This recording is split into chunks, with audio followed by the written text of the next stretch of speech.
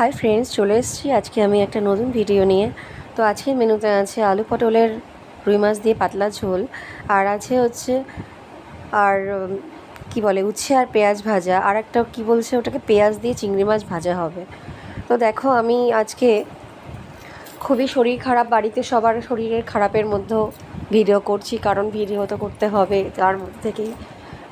তো দেখো, আমি এখানে উচ্ছে আর পেঁয়াজ আর কাঁচা লঙ্কা দিয়ে হচ্ছে এগুলোকে ভেজে নিচ্ছি, আর তার মধ্যে একটু হলুদ অ্যাড করলাম, আর অ্যাড করব হচ্ছে লবণ। উচ্ছেগুলো নষ্ট হয়ে যাচ্ছিল, খাওয়া হচ্ছিল না, তো কি করব, তার মধ্যে থেকে সেই ওগুলোই আর কি কেটে ভাবলাম যে পেঁয়াজ দিয়ে ভাজা করে ফেলি আর একটু বাদাম অ্যাড করে দিই, তাহলে হয়তো উচ্ছেগুলো উঠে যাবে। তো উচ্ছে আর বাদাম আর পেঁয়াজ একসাথে ভেজে নিয়েছি আমি। দেখো, একটা ভালো একটা রেসিপি হয় এটা আমি জানি, আমি আগে খেয়েছিলাম এক দুবার, কিন্তু আমি আজকে আবার করলাম। তো এখানে আমি নিয়েছি চিংড়ি মাছ নিয়েছি মোটামুটি 300 গ্রাম মতো চিংড়ি মাছ, আর পেঁয়াজ নিয়েছি কুচিয়ে, আর হচ্ছে কাঁচা লঙ্কা আর নুন হলুদ মাখিয়ে দিয়ে আমি এগুলোকে ভালো করে ভেজে নেব। চিংড়ি মাছ ভাজা খেতে খুব ভালো লাগে, কিন্তু চিংড়ি মাছ যেরকম একদিকে অ্যালার্জি আছে, সেরকম খুব মারাত্মক ক্ষতিকারক, মানে যাদের অ্যালার্জি আছে তাদের চিংড়ি মাছ খাওয়া একদমই উচিত নয়।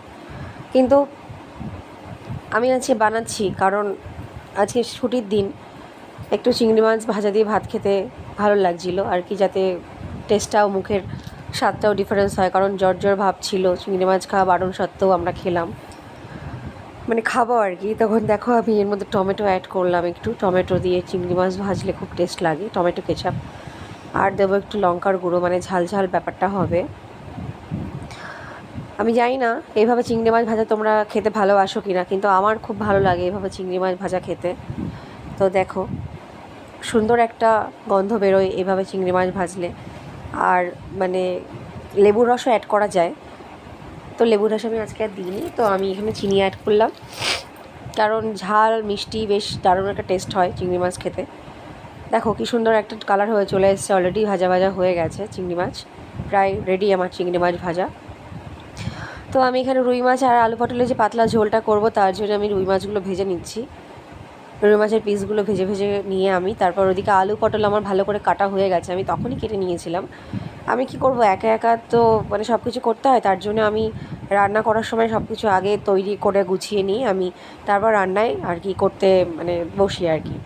আমার মাকে দেখতাম ওই আলু পেঁয়াজ কাটতো, তারপর রান্না করতো, একদিকে মাছ ভাজতো, করতো, এইভাবেই করে আর কি। কিন্তু আমি আবার একটুখানি অন্যরকম, মানে আগে কেটে কোটে সব কিছু ধুয়ে পাগলে সব কিছু করে নেব, তারপর আমি then রান্না করব।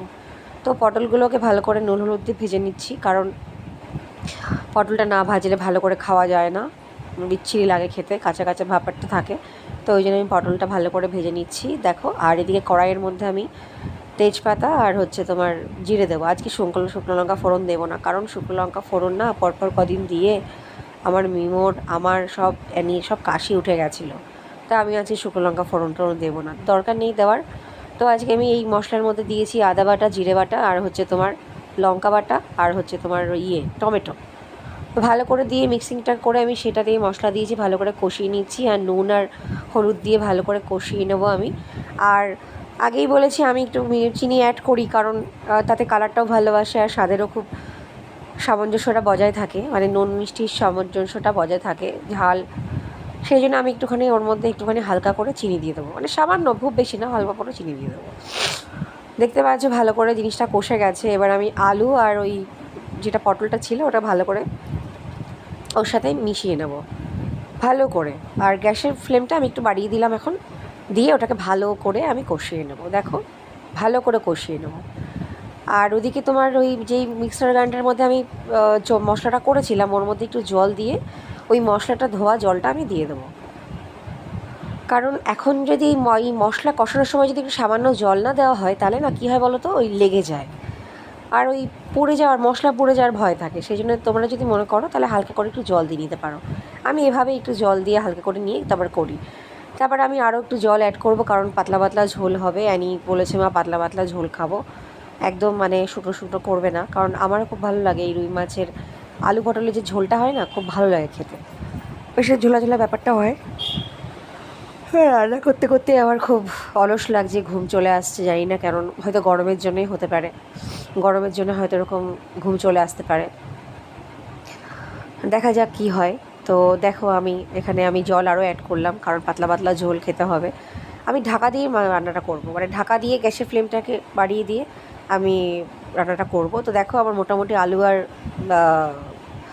পটলগুলো গলে গেছে, মাছগুলো আমি দিয়ে দিয়েছি এর মধ্যে আর মিশিয়ে গেছি। মোটামুটি আর বেশিক্ষণ লাগবে না, প্রায় হয়ে এসছে।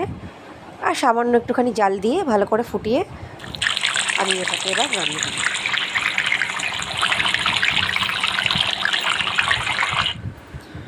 তো খেতে বসে গেছি আমরা। ওদিকে মিমোর শরীরটা খুব খারাপ, ওদিকে অ্যানির শরীরটাও খুব খারাপ, কারণ ঠান্ডা গরম লেগে প্রচণ্ড টনসিল ফুলে গেছে। দুই ভাই বোনেরই সেম প্রবলেম হয়েছে। হোমিওপ্যাথি ওষুধ এনে খাইয়েছি, কিন্তু মনে হচ্ছে না হোমিওপ্যাথি ওষুধে কাজ হবে। আমাকে মনে হচ্ছে বিকেলবেলা অ্যালোপ্যাথি ডাক্তার দেখাতে নিয়ে যেতে হবে, নাহলে কমবে না। কারণ মিমোর শ্বাসকষ্টের প্রবলেম আছে, আমার মতন আমার খুব শ্বাসকষ্টের প্রবলেম আছে। তো মিমো তার সাথে মিমোকে বললাম, বাবা তুই রুই মাছ দিয়ে আলু দিয়ে ঝোল খা। তো কিছুতেই খেলো না। ও বলছে যে না আমি খাবো না, আমি চিংড়ি মাছ দিয়ে খাবো। আমি বারণ করলাম চিংড়ি মাছটা খাস না, তার সাথেও চিংড়ি মাছটাই খেলো। আমার উচিত হয়নি চিংড়ি মাছটা একদম করার, জানানোই উচিত হয়নি যে চিংড়ি মাছ হয়েছে। তো যাই হোক, আমি ওই অ্যানিকে ভাত মাখিয়ে দিচ্ছি। দেখো মেয়েটা সকাল থেকে কিছু খায়নি, বা শুধু দুবার চা খেয়ে বসে আছে, ঠিক আছে, কারণ ওরও গলায় খুব ব্যথা। আর ওর এমনিতেই না শরীর খারাপ হলেও কিছু খেতে চায় না। আমি একটু ছাতু শরবত করে দিয়েছিলাম, ও বললো মা আমি ছাতু খাবো না। তো যাই হোক, আর কি ছাতুটা খাইনি হয়তো, তাই জন্য ভাত কতটা খাই কিনা আমি জানি না, দেখা যাক। তাও দিলাম, মাখিটাকেই দিলাম, দেখা যাক ও খায় কিনা। আর এদিকে আমার প্রচণ্ড হাই মানে অলরেডি হাই উঠে যাচ্ছে। আর এদিকে তোমার দেখো আমি মিমোকে বকাবকি করছি যে তুই কেন এরকম করছিস বাবা, কেন করছিস, তুই ভালোভাবে কেন থাকিস না বল, আমাকে কেন এত টেনশান দিস, তুই তো ভালো করে জানিস যে আমার একা সংসারে আমি তোকে নিয়ে পারি না, তুই কেন বুঝতে পারিস না।